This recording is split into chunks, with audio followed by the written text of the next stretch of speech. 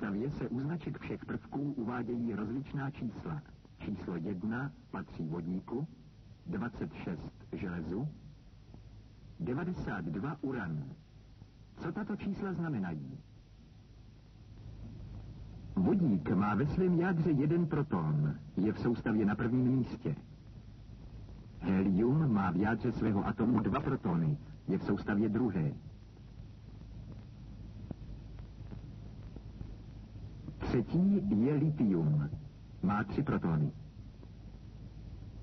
Berylium má 4, bor 5 protonů, uhlík jich má 6, dusík 7, kyslík 8 protonů a tak dále.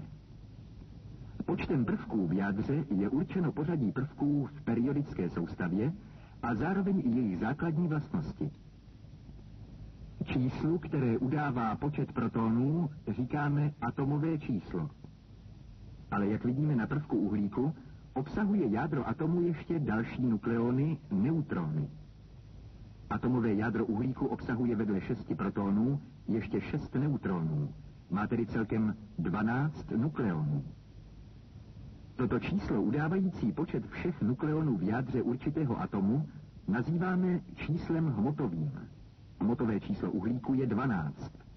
Odečtete-li od něho číslo atomové, dostanete počet neutronů, v našem případě 6. Počet protonů souhlasí s počtem neutronů. Není to však pravidlo, které platí pro všechny prvky. Částice tvořící jádro nukleonů jsou poutány k sobě navzájem obrovskými jadernými silami. Tyto síly působí i na obal atomu, který je od jeho jádra nesmírně vzdálený. Představíme-li si atomové jádro zvětšené tak, že by zaplnilo prostor Staroměstského náměstí v Praze, bude jeho nejbližší elektron vzdálen více než 10 000 kilometrů. To je vzdálenost z Prahy až za Vladivostok.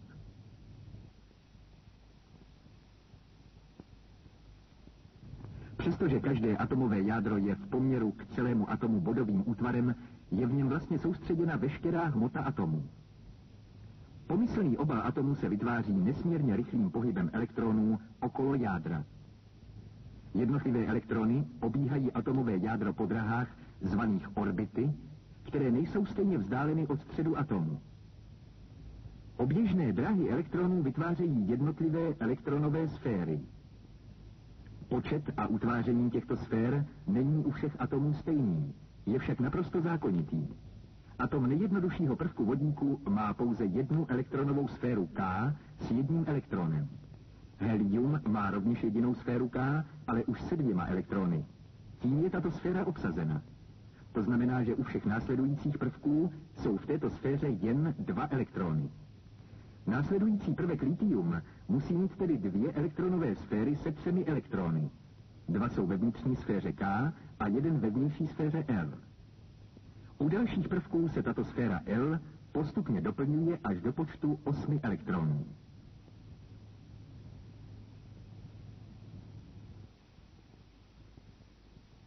Nejtěžší v přírodě se vyskytující prvek uran má celkem 92 elektronů, rozmístěných do 7 sfér, které označujeme písmeny K, L, M, N, O, P, Q. Elektronových sfér je právě tolik, kolik je period v Mendelejevově soustavě. Jednotlivé sféry odpovídají příslušným periodám. Vysvětlíme si to opět na atomu uhlíku. Jeho atomové číslo je 6, udává kromě počtu protonů i celkový počet elektronů. Z nich jsou ve sféře K 2, zbývající 4 ve sféře L. Uhlík má tedy 2 sféry a je ve druhé periodě soustavy.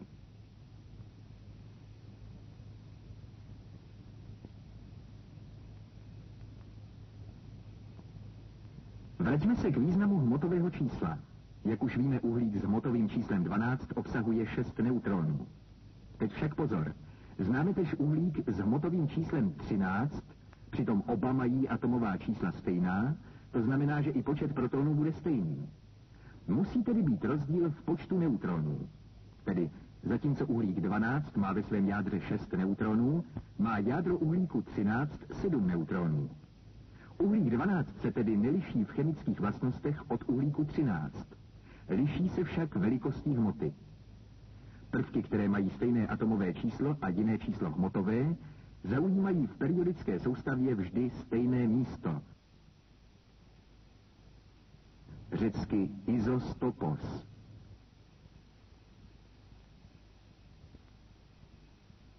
Proto je nazýváme izotopy a označujeme příslušným hmotovým číslem. V přírodě nacházíme izotopy u všech prvků. U mnohých byly připraveny uměle.